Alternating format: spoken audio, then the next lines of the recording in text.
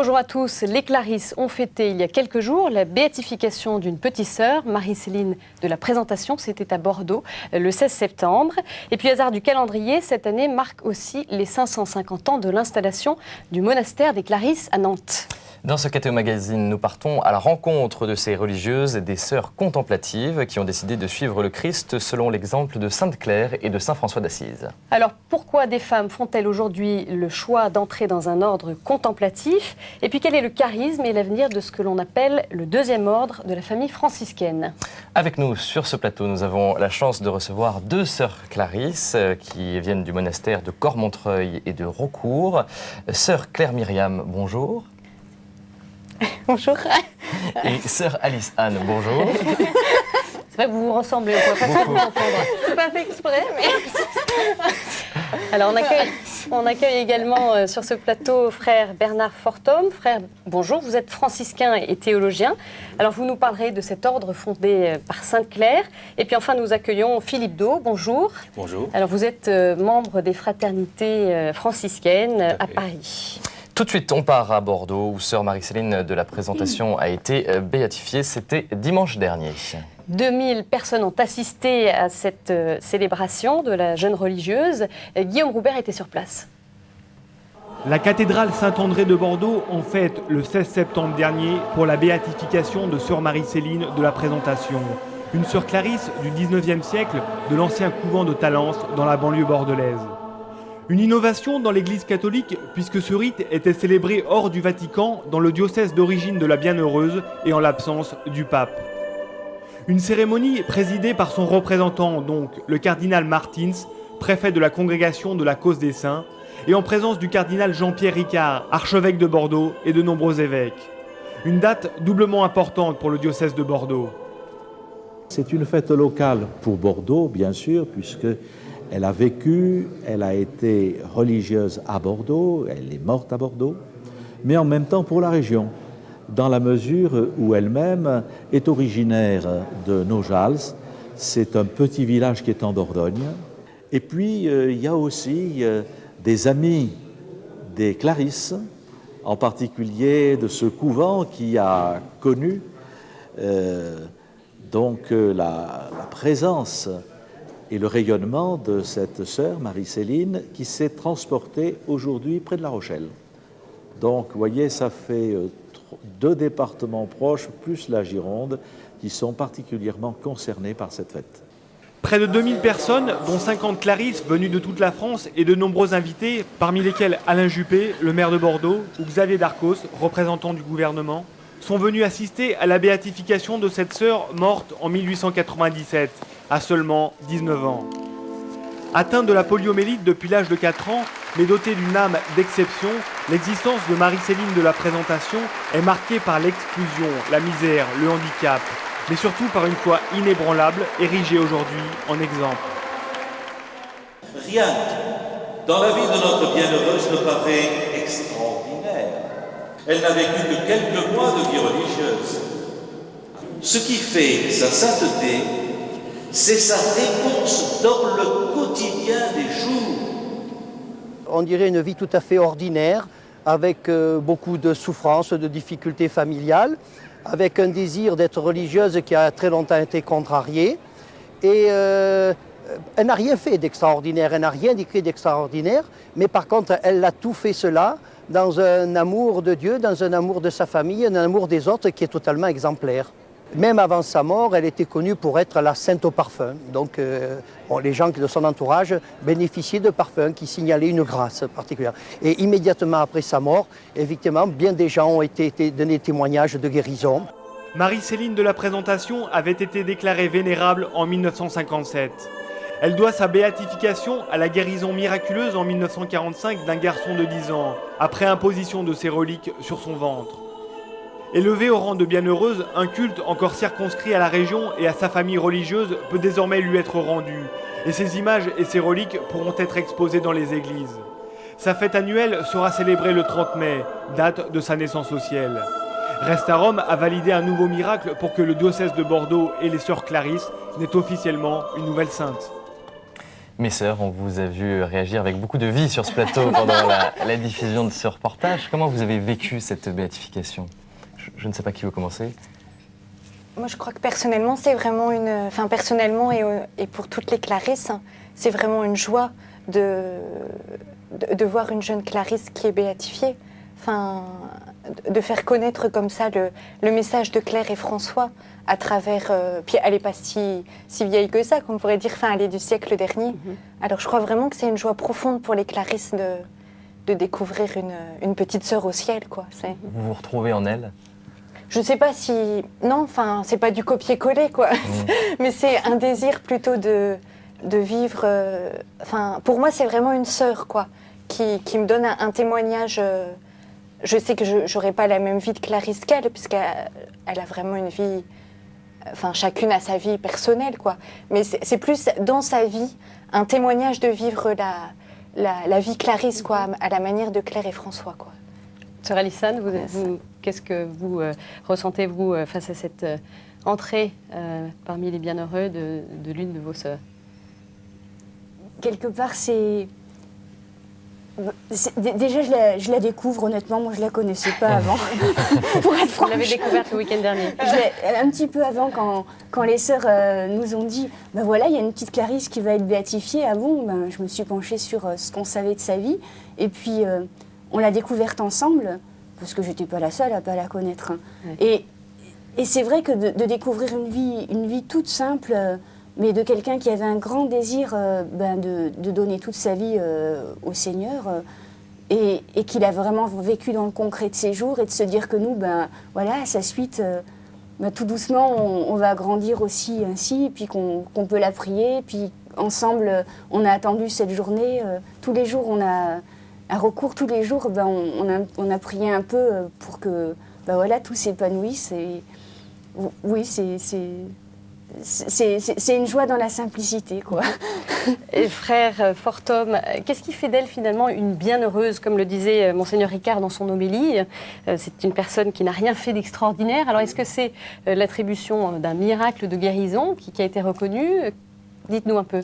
Non, je pense que c'est d'abord la conformité à l'idéal spirituel de Sainte Claire, c'est-à-dire une vie essentiellement tournée vers Dieu dans le quotidien. Ce qui ne veut pas dire qu'il n'y ait pas une intensité extraordinaire de la vie intérieure.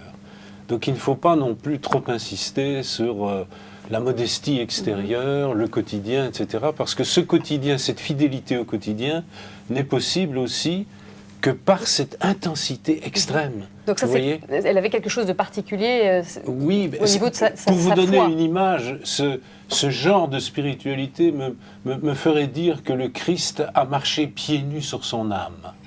Vous voyez, il n'y a pas de temps, il n'y a pas de distance, il n'y a pas de semelle épaisse entre elle et le Christ. Donc il y a une intensité extraordinaire de visitation, de traces du Christ dans sa vie, qui effectivement nourrit et alimente en profondeur la fidélité au quotidien. Parce qu'une fidélité au quotidien, c'est très beau de dire ça, la poésie de tous les jours, s'extasier sur les instants modestes de la vie ordinaire, mais ça n'est possible, vous voyez, que si à un moment donné, on est véritablement visité. Et si on se laisse surtout visiter. Ce terrain-là. Alors, quelles sont rapidement les grandes étapes de sa courte vie? Alors, sa grande étape, ça se résume à rien, sa vie. Ça se résume à la misère. Hein, donc, son enracinement familial, c'est, on pourrait dire aujourd'hui, le quart-monde. Hein, elle est issue d'une famille qui s'est dégradée socialement, qui avait un statut social un peu plus élevé dans les générations antérieures, mais qui s'est beaucoup dégradée. La misère et la maladie. La poliomyélite, très tôt, des déformations physiques. Vous voyez, donc il y a toute cette espèce d'épreuve de l'existence, je dirais, douloureuse, mais il ne faut pas simplement insister sur la douleur comme souffrance, mais aussi comme révélation de ce qu'est la vie en elle-même. Vous voyez, parce qu'au fond, même une très grande joie, c'est une forme de souffrance au sens fort du terme, c'est-à-dire ce que l'on porte. Hein, un plaisir extrême rejoint quelque part la douleur. Donc je dirais que souffrir comme elle l'a vécu, aussi bien dans sa famille, le déchirement, bien sûr, la mort de sa mère, la mort d'une grande partie de sa parenté, de la tuberculose. N'oublions pas que c'est la grande maladie du siècle et qu'elle est morte pratiquement la même année, si je ne me trompe, que Thérèse de Lisieux. Donc, vous voyez, c'était aussi une maladie d'époque, mais aussi une maladie de la misère. Philippe Do, vous êtes laïque. En quoi cette béatification vous parle? Qu'est-ce qu'elle vous dit, cette béatification? Moi, c'est l'aspect, alors peut-être, j'ai entendu ce que vient de dire Bernard, mais c'est l'aspect justement de Modeste, de son témoignage quelque part, qui me parle beaucoup. Et ça me dit que ça m'a fait penser aussi, dès le départ, au témoignage de Sainte Thérèse de Lisieux, puisque quand on regarde sa vie, c'était une vie contemplative, et vue de l'extérieur, elle était un peu plus longue, mais elle marque moins l'environnement que d'autres grands saints, comme François Auclair, qui ont beaucoup plus marqué leur temps. Et cette modestie et cette simplicité, je me dis qu'elle est à la portée de tout le monde, dans notre quotidien. Et voilà, ça me rappelle à des fondamentaux. Alors ce week-end, il faut le préciser, 2 béatifications ont été célébrées en France, celle du père Basile Moreau et puis celle de sœur Marie-Céline de la Présentation. Et tout cela selon une nouvelle règle qui a été établie par Benoît XVI en 2005. Le pape ne préside plus les cérémonies de béatification qui se déroulent dorénavant dans le pays du bienheureux. C'est donc un représentant du pape qui a présidé cette cérémonie. Il s'agit du cardinal Martins, le préfet de la Congrégation pour les causes des saints, que Guillaume Roubert a rencontré à Bordeaux. Il Santo Padre a deciso di fare le beatificazioni in loco. Le Saint-Père a décidé de faire les béatifications dans les lieux ou les églises locales auxquelles appartiennent les bienheureux. Le but est de faire que les communautés locales participent plus intensément à ce grand événement. À cette occasion, c'est toute la communauté locale qui vit cette fête, car c'est l'un des leurs qui a été élevé au rang des autels. C'est très important sur le plan pastoral pour que chaque membre de la communauté suive le même chemin de sainteté qu'a suivi le bienheureux. Alors frère, en quoi cette seconde béatification est importante? Le cardinal Martins évoquait la dimension locale, pastorale. Quelle est la portée de cette béatification?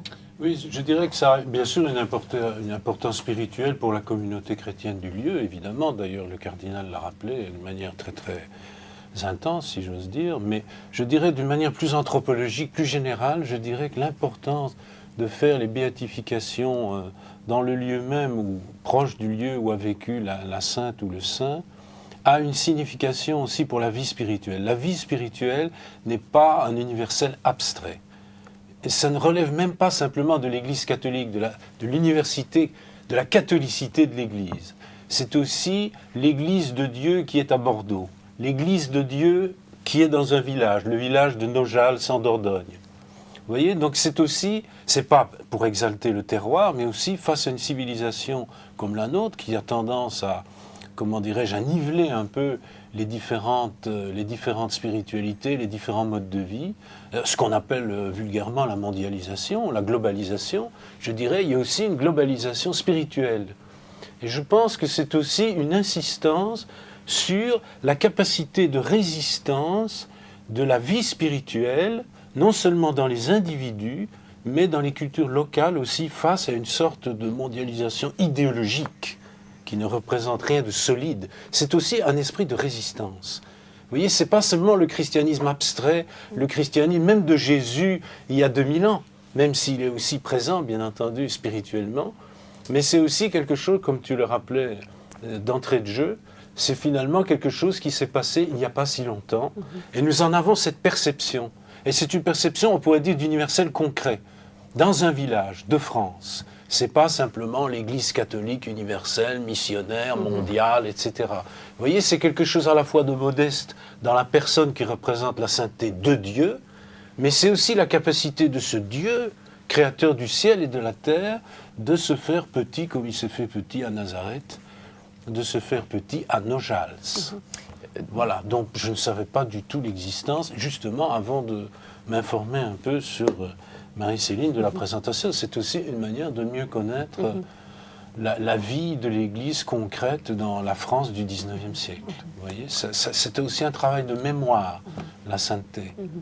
Désormais, frère, comment sera célébré le culte de sœur Marie-Céline de la Présentation? Dans le premier reportage, on a vu les reliques, par exemple, de la Bienheureuse. Oui, alors évidemment, ça aussi c'est très très important. La vie spirituelle, surtout dans le christianisme, n'est pas quelque chose de purement abstrait. Donc le corps joue un rôle fondamental, non seulement le corps social, le village, mais aussi le corps individuel. Donc le rapport aux reliques, c'est le rapport à la présence charnelle de la sainteté de Dieu. Dieu n'est pas un pur esprit, simplement pour les chrétiens. Ça, c'est véritablement l'incarnation qui, évidemment, dans le monde chrétien, qui a permis cette vénération des reliques. Ce n'est pas du tout magique. En tout cas, ça ne doit pas être vécu de cette manière-là, évidemment. Mais ça doit être simplement la reconnaissance de la singularité. On n'a qu'un seul corps, un seul squelette. Vous voyez, donc c'est quelque chose, c'est la spiritualité du christianisme qui concerne le monde entier, mais dans un endroit particulier, dans un corps particulier. Cette présence de la toute-puissance de Dieu dans la modestie d'un ossement. Alors mes sœurs, comment est-ce que vous allez prier sœur Marie-Céline dans votre monastère et pour vous dans une fondation qui est une émanation de ce monastère de Cormontreuil? Sœur Claire Myriam. On l'a déjà prié. Enfin, c'est déjà fait. Mais comment? Qu'est-ce qui va changer en fait? Je ne crois pas qu'il y ait quelque chose qui peut changer extérieurement. Enfin, est-ce qu'il y aura des signes visibles, une photo de sœur Marie-Céline à Cormontreuil? Peut-être, comment dire, c'est peut-être plus intérieurement que ça peut changer. Enfin, je parle pour moi, mais et puis je pense aussi pour les sœurs de savoir, comme je le disais, qu'on a une sœur au ciel et qu'on peut compter sur elle par son intercession. Enfin, c'est pas magique, mais la communion des saints, ça existe.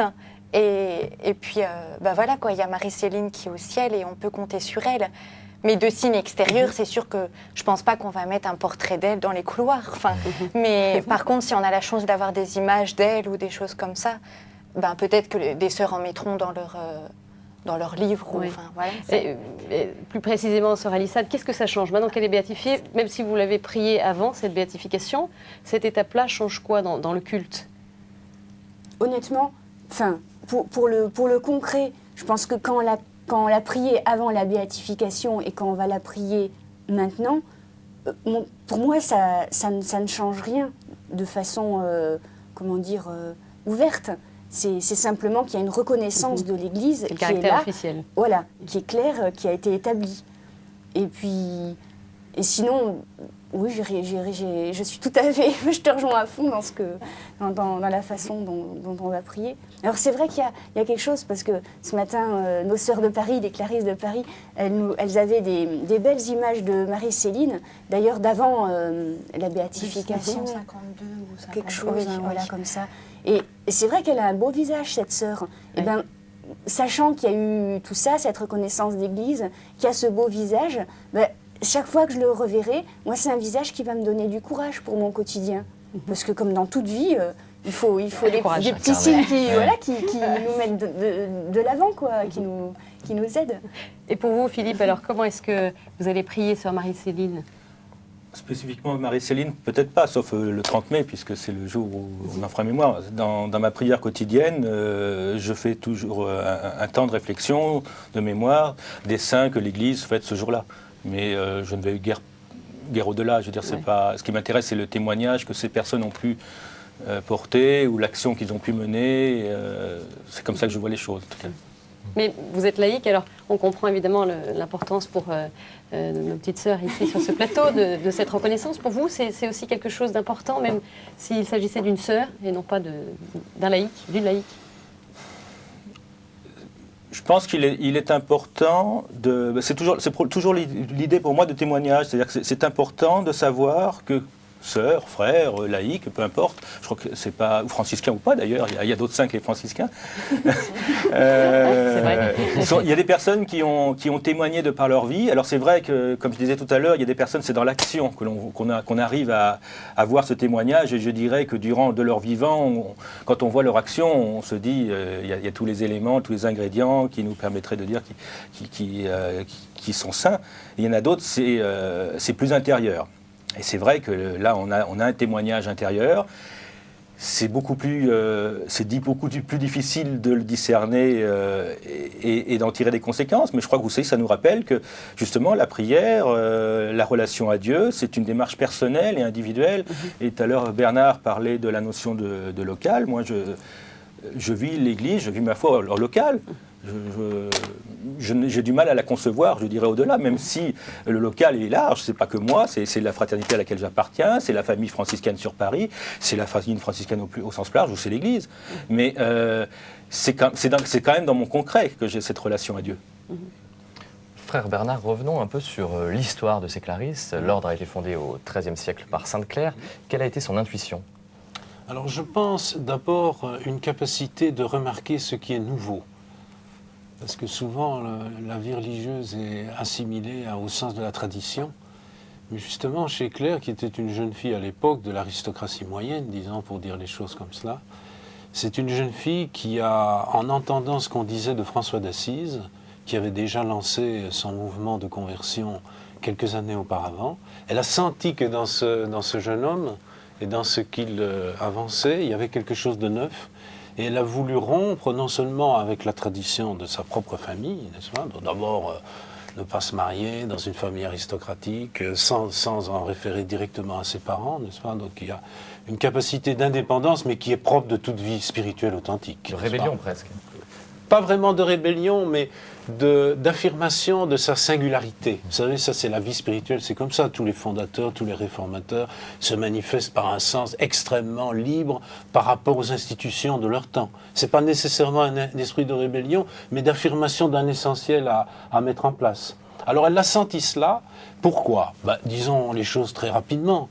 C'est-à-dire, il faut s'imaginer qu'à l'époque où Claire finalement entend parler de François, l'Église était encore engagée dans un esprit de croisade. On est en pleine croisade extérieure contre l'islam, évidemment, en croisade intérieure contre les hérétiques, l'idéologie des pauvres, n'est-ce pas, qui veulent retourner à l'Évangile, mais en dehors de l'Église. Et puis, une Église essentiellement fascinée par les miracles, les actes de puissance, etc. Alors François, c'est pas ça du tout. Ce sera, au lieu de faire les croisades avec l'islam, c'est la rencontre avec le sultan. Au lieu de s'occuper de pourchasser les hérétiques, il y a un retour, une conversion, d'abord de se réformer soi-même avant de réformer les autres. Et c'est pas une religion qui est basée sur les signes de puissance, les miracles, mais précisément sur une âme entièrement tournée vers Dieu non seulement dans son âme, mais dans toute la création. En quelques mots, frère, quelle est la règle de vie fixée par Sainte Claire? Alors, tout d'abord, en quelques mots. Ça a l'air compliqué. Alors, non. Tout d'abord, je dirais que l'inspiration première vient de François. Elle le dit elle-même dans son testament. Elle est la petite plante de François. Mais il ne faut pas prendre ça dans un sens, comment dirais-je, naïf. C'est pas du copier-coller non plus. Il ne faut pas prendre ça dans un sens naïf, parce que d'ailleurs, Thérèse de Lisieux parlera de petites fleurs, mais dans un sens plus narcissique certainement que Sainte Claire. Sainte Claire parle plutôt de plantes que de fleurs. Déjà, vous savez, la fleur a des attributs qui ne sont pas ceux de la plante en général. Mais je dirais que, pourquoi la plante? D'abord parce que c'est François qui est jardinier. Elle considère que François est le jardinier, c'est-à-dire celui qui fait pousser l'ordre des Clarisses, mais c'est pas lui qui est ni la semence, ni le principe d'autonomie. C'est pour ça que la règle de Sainte Claire ne sera pas un dédoublement de la règle masculine, comme par exemple chez les bénédictins ou dans d'autres familles, pratiquement toutes les autres familles religieuses, c'est seulement la règle fondée par un homme qu'on a adaptée pour les femmes. Sainte Claire... Qu'est-ce qu'elle comprend, cette règle, en quelques mots? Eh bien, c'est ce qu'on vous a dit, c'est pratiquer la présence de Dieu au quotidien, n'est-ce pas? C'est devenir ce que l'on contemple. devenir la force créatrice de Dieu, c'est-à-dire d'abord se sentir créature. Vous voyez, c'est pas quelque chose d'exceptionnel, simplement se sentir créature, louer Dieu d'avoir été créé. Vous voyez, s'émerveiller déjà, comme Saint François s'émerveillait de Frère Soleil. Vous voyez, donc, il y a devenir ce que l'on contemple. Si l'on contemple le Dieu créateur, devenir créateur. Si l'on contemple le Christ, devenir l'amour du Christ. Si l'on contemple l'Esprit Saint, devenir l'énergie spirituelle. Sœur Alison, voilà. Vous vous retrouvez dans ce que dit le frère au quotidien? Il a touché à plein de choses que l'on essaye de vivre. C'est les mots qui me reviennent en l'entendant, c'est... effectivement, c'est parmi les premiers mots de la règle. Là, je reprends aussi ce qui me touche après personnellement. C'est vivre l'Évangile. C'est comme ça quasi que ça commence, la règle que Claire a écrite. Et puis après, là, moi, je repense aux écrits parce que ça nous habite beaucoup. Souvent, on les retrouve dans les offices, dans notre quotidien. Et ce que Claire, elle écrivait à Agnès de Prague, donc une autre sœur qui était à Prague et qui vivait la même vie. Et là, grâce à ses écrits, on sent un peu ce qui faisait la teneur de cette vie. Et je dis juste un mot, puis après, parce qu'on est toutes différentes et comment. Et moi, il y a une phrase que j'aime beaucoup, c'est "Tu tiens dans tes bras de pauvre le trésor caché dans le champ du monde et du cœur humain." Et moi, ça dit beaucoup parce que quelque part, effectivement, c'est une vie toute simple. Mais ensemble, on essaye de vivre de l'amour du Christ, comme tu le disais. Et en même temps, c'est très petit parce que nous, on sait qu'on est bien pauvres pour cela. Et en même temps, c'est très grand parce que l'amour de Dieu, on ne peut rien désirer de plus grand. Alors, justement, on va voir. Est-ce que les choses ont changé en 9 siècles, depuis l'établissement de cette règle de Saint-Clair? Avant de vous entendre, mes sœurs, sur cette question, allons tout de suite voir un reportage. Laure Vintroux est partie à Nantes, où les Clarisses fêtent les 550 ans de leur installation. Notre reporter les a suivis dans leur quotidien le temps d'une journée.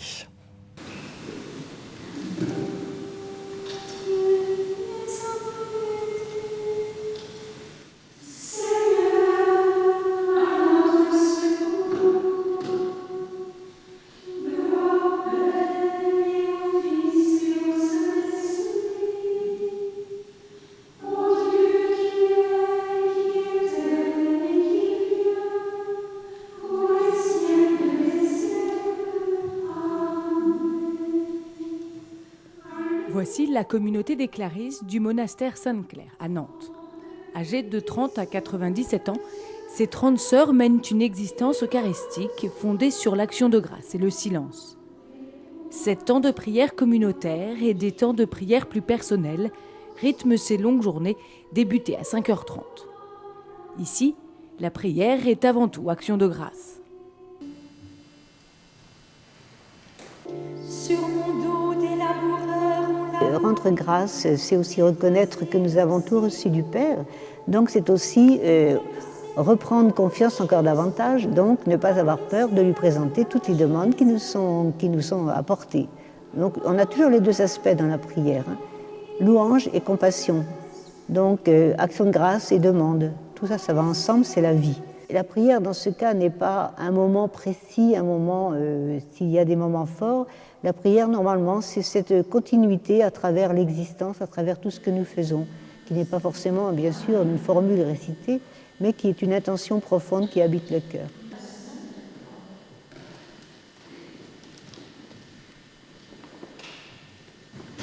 La prière est aussi présente dans le travail. Chaque jour, un tiers de la journée y est consacré. Couture, reliure ou imprimerie, le travail se fait en silence et permet de faire vivre la communauté, d'avoir un lien avec l'extérieur, mais surtout et avant tout de favoriser la communion entre les sœurs. Le fait de les vivre ensemble, ça unit, ça nous unit. De faire des choses ensemble, d'une façon complémentaire, ça forme une certaine unité. Accomplir un travail en commun, ici c'est le travail, après ça va être l'office de la liturgie et s'ajuster avec les voix. Faire des travails ensemble, ça unit la communauté. Et je crois que c'est Sainte-Claire nous demande toujours, la première chose qu'elle nous demande, c'est de conserver l'unité d'amour mutuel. Il est 14h15, la cloche sonne pour convier les sœurs à la récréation. Pour vivre pleinement cet amour mutuel, les Clarisses sont un temps quotidien de rencontres fraternelles. Ici, la parole est reine, alors les langues se délient de manière spontanée. C'est pas un petit noir, c'est un petit marron. C'est un temps où va se tisser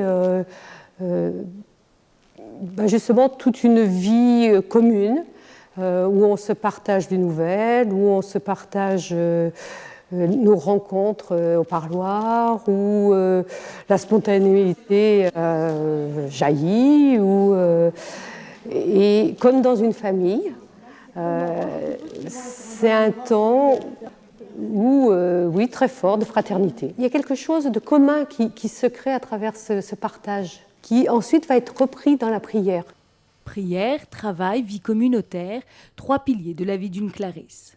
Car être Clarisse aujourd'hui, c'est vivre l'Évangile en pauvreté et communion fraternelle. Alors ça, c'était le monastère de Nantes, mes sœurs. Est-ce que c'est pareil chez vous, dans votre monastère? Oh bah oui, je m'y retrouve tout à fait, oui. C'est pas le même lieu, mais c'est tout à fait la même racine, quoi, la même vie. Enfin, en tout cas, quand elle parlait de la prière, de la vie fraternelle, du travail, c'est vraiment ce qui fait le fondement de la vie d'une Clarisse. Et je m'y retrouve tout à fait. Sœur Alissane? Oui, c'est exactement ça. Même si ce ne sont pas exactement les mêmes choses d'un lieu à un autre, évidemment. Ce qui change, ce sont les personnes, les sœurs. Et puis le lieu, effectivement, concret, incarné, géographique, et puis les gens qui nous entourent. Mais le fond de notre vie, c'est le même. Et ce qui est très beau quand on va dans un autre monastère, pour une raison ou pour une autre, c'est qu'il y a comme un fil conducteur commun où on se dit, ce sont nos sœurs. Ouais, complètement. Philippe Do, vous, de votre côté, vous êtes donc laïque, vous allez régulièrement chez les sœurs pour prier ou pour des réunions. Qu'est-ce qui vous étonne ou qu'est-ce qui vous attire chez elles? C'est une présence très forte qui est... comment dire à la fois, on sait, depuis que je les ai rencontrées, je ne les ai pas rencontrées tout de suite, j'ai d'abord rencontré les frères, je sais qu'elles sont là, je sais qu'elles prient pour nous, mais on se voit rarement. Alors, oui, parce qu'elles ont leur vie. Mais vous ressentez quand même quelque chose quand vous êtes sur les lieux. Je pense que c'est plutôt quand je me sens en communion avec les sœurs Clarisse. Et c'est vrai que le fait que je sache que je vais aller à passer, que la dernière fois, c'était en juin, un week-end à Cormontreuil, il y a une joie par anticipation, on vit quelque chose de fort sur place et on essaye de les voir le plus possible, mais bon, elles ont choisi une vie qui fait que les contacts sont limités, hein, c'est par la force des choses. Mais oui, c'est de la joie, et on en a besoin, même si on les rencontre très peu. Alors, mais ça, on va revenir un petit peu sur vos parcours à chacune. Sœur Claire Myriam, vous avez prononcé vos vœux il y a 2 ans. Vous avez aujourd'hui 30 ans. Alors, comment s'est passée votre entrée chez les Clarisses? Est-ce que c'était une évidence ou est-ce que ça a été un long chemin? Alors, c'est entre les deux. C'est pas un long chemin. Enfin, il m'a pas fallu 10 ans pour me décider. Et puis, en même temps, c'était pas une évidence parce que quand je suis rentrée à 22 ans, mais à 18-20 ans, je ne savais pas encore, ou même quand je suis née, pour dire carrément, je ne savais pas que j'allais devenir Clarisse, quoi. Mais c'est plus que, quelque part, ça m'a un peu tombé dessus, quoi. Enfin, au moment où ça m'est tombé dessus, je ne me suis pas posé 50 000 questions. Il y a eu vraiment, à ce moment-là, comme un appel très fort et comme une insistance qui me disait, voilà, je sentais ce désir en moi de donner ma vie au Seigneur, et je crois que je l'ai eu assez jeune, même s'il a fallu un rappel. Mais au moment où vraiment il y a eu la question de l'appel, ça a été oui, quoi. Enfin, sans grosse question, quoi. Et comment ça vous est tombé dessus? Est-ce que c'est parce que vous êtes allé un jour dans un monastère de Clarisse et vous avez eu une révélation? J'ai pas eu d'apparition, non, vous inquiétez pas. Mais donc j'ai connu les Clarisses à l'âge de 13 ans. Donc je suis presque tombée dedans, comme dans la marmite, mais... Et donc la première fois que j'y suis allée... Ça c'était en famille? Oui, voilà, c'est ça. C'était avec mes parents grâce à un prêtre qui allait à un office un dimanche soir et qui nous a invités à y aller. Donc moi j'ai suivi le troupeau, quoi. Enfin, et puis, mais je me rappelle très bien, même si j'avais que 13 ans, d'avoir été assez émerveillée et puis très touchée profondément de la joie qui émanait du visage des sœurs, quoi. Et ça m'a marqué dès le début. et vraiment, à ce moment-là, c'était pas du tout question que je rentre, quoi. Mais, enfin, il n'y avait pas du tout la question de la vocation derrière, mais touchée par ce visage, quoi. Et je crois que c'est profondément ce qui est resté après, quoi. Sœur Alissane, vous, votre parcours est un peu différent, puisque vous avez eu une vocation plus tardive. Vous êtes rentrée au monastère il y a quelques années seulement, et vous aviez une vie active. Vous travailliez dans le vin. Comment on passe du vin à une vie monacale? Comment ça s'est passé? Eh bien, c'est vrai que, comment dire, l'appel du Seigneur, je l'ai découvert, on va dire, quand j'avais dans les 30 ans. Et au moment où je me suis dit qu'il fallait absolument que je creuse cet appel à la vie religieuse, parce qu'il semblait qu'il y avait quelque chose quand même là qui était à mettre au clair. Et puis voilà, à ce moment-là, 2 amis m'ont parlé du monastère de Clarisse de Tinqueux à l'époque, et j'y suis allée à l'hôtellerie discrètement. Hein. Mais c'est vrai qu'en voyant les sœurs, je me suis dit, mais là, il y a un espace de liberté et de vie qui est autre que celui que tu connais, mais qui peut peut-être t'emmener bien plus loin. Donc voilà, j'avais une vie qui était assez passionnante. D'une femme active.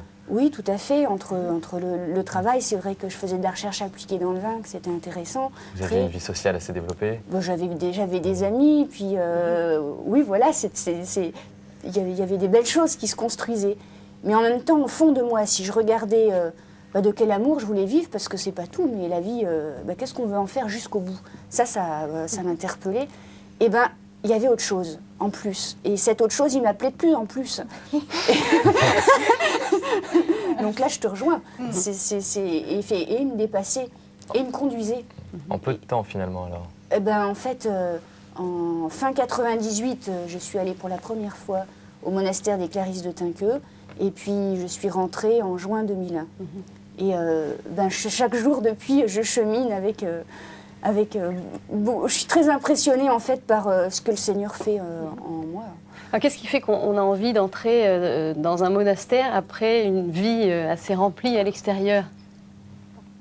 C'est que tout n'est pas, comment dire, tout ce qu'on a en soi, il y a encore tout un pan qui n'est pas épanoui. Et voilà, on est appelé à davantage. Et ce davantage, on sent que il n'y a que dans la vie de prière qu'il peut être possible de le vivre.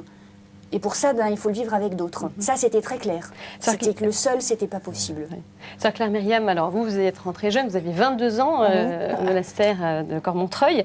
Mais qu'est-ce que vous pourriez dire au niveau de votre expérience de la vie? Vous n'avez pas fait le tour du cadran.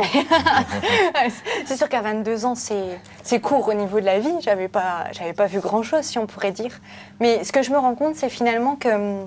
Bon, ça fait 8 ans que je suis rentrée, et j'ai l'impression, je dis souvent, alors des fois ça fait rire, mais...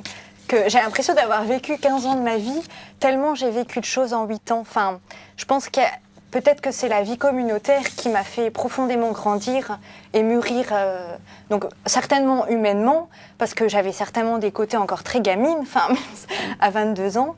Et je crois que la vie communautaire crée vraiment un chemin de maturation profond, pas que spirituellement, quoi, aussi humainement. Et que quelque part, peut-être que j'ai fait des grosses gaffes quand je suis arrivée. Enfin, je découvrais tout, quoi, enfin, sur beaucoup de plans. Et que finalement, la vie communautaire m'a fait vraiment grandir à beaucoup de niveaux, quoi. Et que... Parce que finalement, de me dire que c'est une très grande richesse aussi, c'est très complémentaire de rentrer très jeune et de rentrer plus tard. Et j'ai l'impression que, il n'y a jamais un moment où on est sur la même longueur d'onde. Enfin, je ne sais pas comment dire, on a chacun son chemin, mais quelque part, on se retrouve après dans la vie communautaire, quel que soit l'âge, quel que soit ce qu'on a pu vivre avant. Et une question, vous parlez de la vie communautaire. Alors vous, à Nantes, il y a des sœurs qui ont de 26 à 99 ans, de 30 à Cormontreuil, pardon, une trentaine d'années, c'est vous, hein? C'est l'âge le plus jeune. Alors, ça ne doit pas être commode de vivre avec des personnes qui ont avec de tels écarts d'âge. Est-ce que de temps en temps, vous êtes agacé par l'une ou l'autre? Alors, c'est sûr que c'est pas la vie en rose, quoi. Enfin, c'est pas un conte de fées. Enfin, disons qu'on ne choisit pas ses sœurs. C'est sûr que ça, c'est à la base de la vie communautaire. Donc, c'est une très grande grâce de ne pas choisir ses sœurs. Et aussi, des fois, c'est un combat parce que c'est vraiment un chemin qui nous dépouille et qui apprend finalement à se dire, ben mince, enfin, j'ai choisi cette vie-là, donc c'est pas pour mon petit confort, mon petit plaisir. Et il y a des moments où forcément, telle ou telle sœur, bah, ça va être plus difficile, quoi, soit au niveau de l'âge, soit au niveau de ce que je pense, etc. Enfin, moi, ce qui m'aide des fois, c'est de me dire, bah, c'est pas moi qui ai raison ou c'est pas l'autre qui a raison. On essaye de cheminer ensemble sous le regard de l'esprit, quoi. Et enfin, on essaye et on se dit, enfin, ce qui m'aide aussi beaucoup, c'est de me dire, mais on est là pour le Seigneur. Enfin, ma sœur, des fois, bon, boum, mais on est là pour le Seigneur. Donc, je crois que c'est possible parce que c'est lui qui nous aide à vivre ensemble. Donc, voilà. Sœur Alice, Anne, vous qui avez eu une vie bien remplie avant cette vie monacale, comment vous vous êtes adaptée à cette nouvelle vie? Est-ce que ça n'a pas été difficile? Il n'y a pas des choses qui peuvent vous manquer de temps en temps par rapport à ce que vous aviez avant? Ou comment on s'adapte à un nouveau rythme de vie si différent? Mais déjà, les sœurs nous aident beaucoup parce que tout ne se fait pas d'un coup. C'est par étapes que progressivement on entre de plus en plus dans la vie commune. Et puis, en plus, c'est donné quelque part. Moi non plus, je ne savais pas comment j'allais réagir, c'est vrai, franchement. Hein. Les premières semaines, les premiers mois, j'avais vécu 12 ans quasi en étant seule à vivre. Et en fait, ça a été donné, mais vraiment. Et je sentais bien que la vie s'élargissait beaucoup, que j'étais appelée à me déplier énormément et que c'était très bon, même si c'était loin d'être facile, parce que, oui, quelque part, c'est plus difficile de s'ouvrir tout le temps aux autres. Et en même temps, on est fait pour ça. Donc, voilà. Dans le reportage à Nantes, on voyait ces sœurs qui travaillaient, qui avaient une activité. Quelle est la vôtre? Oh, elle est très variée. Non, parce que vous aviez des compétences dans un domaine particulier, le vin. Est-ce qu'on peut arriver oui, c'est sûr, à réutiliser ces compétences sur un autre terrain en étant dans le monastère? Disons que y a déjà tout le panel de la vie commune qui est à faire. Donc ça, n'importe quelle femme ou n'importe quel homme peut travailler à la vie commune. Alors on voit quelques images là d'un atelier de couture. Vous, qu'est-ce que vous faites? Alors concrètement, donc il y a toute la vie commune. Donc y a la cuisine, il y a l'entretien de la maison, enfin l'accueil des personnes qui viennent nous visiter, la préparation de la liturgie, de la prière. Donc ça, tout le monde le fait. Et ça, c'est une grande force. Mais au niveau d'un travail. Voilà, alors au niveau plus concret, par exemple, il y a un petit atelier de reliure. Ah, voilà. Et c'est Marie-Dominique qui m'a appris, c'est elle. Vous faites de la reliure. C'est sœur Marie-Dominique, oui, qui est de Nantes, qui m'a initiée. Mais j'apprends, je suis au début. Et votre ancienne activité ne vous manque pas? Oh non. Du tout. C'était, au départ, si, il faut toujours faire un deuil de quelque chose quand on quitte. Mais on est appelé de toute façon toujours à quitter. Pour vivre plus. Alors, et voilà. Vous n'avez pas parfois le sentiment de vivre finalement un contre-courant de ce que la société propose aujourd'hui pour les jeunes? Parce que c'est pas le discours couramment répandu d'aller dans un monastère, de vivre enfermé, entre guillemets. C'est sûr que moi souvent je me dis, quelque part je peux être... Enfin, je me dis toujours que je dois surprendre. Enfin, même déjà personnellement dans nos relations déjà personnelles, quoi. Enfin, dans notre famille ou dans nos amis, on surprend. Je voulais juste rebondir sur quelques images qu'on voit ici. Là, c'est un repas. Vous avez la lecture des journaux. Alors, je disais enfermément, mais vous êtes en contact avec l'extérieur. Hein. Oui. Voilà. Nous aussi, pendant les repas, on a la lecture du journal. Toi aussi, oui. Et quels sont vos liens avec le monde extérieur? Je crois qu'il y a quand même beaucoup de personnes qui passent au monastère. Enfin, il y a dans les différents services, il y a l'accueil. Donc, on a l'accueil à la porte et au téléphone. Et ça, des fois, ça n'arrête pas, quoi. Enfin, on sent que les personnes, des personnes qu'on connaît ou qu'on ne connaît pas, viennent viennent confier. Alors ça peut être pour demander différents services. Enfin, on a une hôtellerie, donc ça peut être pour être demandé d'être hébergé, etc. Mais ça peut être aussi tout simplement, enfin, et je crois que ça fait vraiment partie de notre mission, quoi, de se confier, quoi. Même des fois, c'est pas forcément, ça peut être une intention de prière, mais des fois, c'est des personnes qui ont besoin de parler et qui savent pas à qui parler. Et finalement, ils sentent, viennent vers vous. Voilà, c'est ça. Enfin, en tout cas, ils sentent qu'ils ont une oreille. Enfin, une oreille et un cœur devant eux qui sont là pour les écouter. Et... Alors, on voyait la lecture des journaux sur ce qui se passe dans le monde. Est-ce que vous n'avez pas parfois la tentation de vous dire que vous seriez plus utile à l'extérieur? Non. Pourquoi? Justement, moi, dans mes critères de discernement, parce que on ne choisit pas effectivement... Enfin, toute vie, on l'a choisi, justement. Donc, il fallait choisir entre plusieurs... Moi, j'ai senti la plus grande urgence, elle était à la vie de prière. Effectivement, on peut être utile de plein de façons différentes, mais la plus grande urgence, elle était là.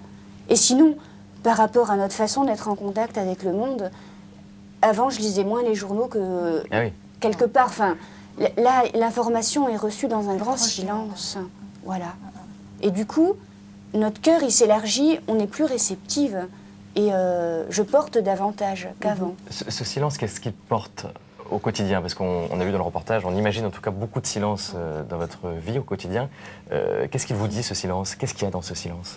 En tout cas, je crois que, pour moi, en tout cas, le silence, c'est vraiment un désir de dialogue avec le Seigneur, quoi. Alors ça passe par, c'est pas toujours, je parle pas en direct avec le Seigneur, ça va bien, tu vas bien. Pour moi, c'est vraiment un dialogue élargi, et c'est pas pour, en tout cas, sans façon. Si je suis en silence avec ma sœur, c'est pas parce que je fais la tête, quoi. Enfin, c'est pas du tout dans ce sens-là, quoi. Parce que sinon, voilà, à ce moment-là, il faudrait mieux parler, quoi. C'est vraiment un silence pour quelque part qui nous permet de mieux rencontrer. Et alors, ça peut être complètement dingue, mais pour mieux rencontrer le Seigneur, qui nous parle dans le silence d'une manière très, très spéciale, quoi. Et aussi pour mieux rencontrer l'autre.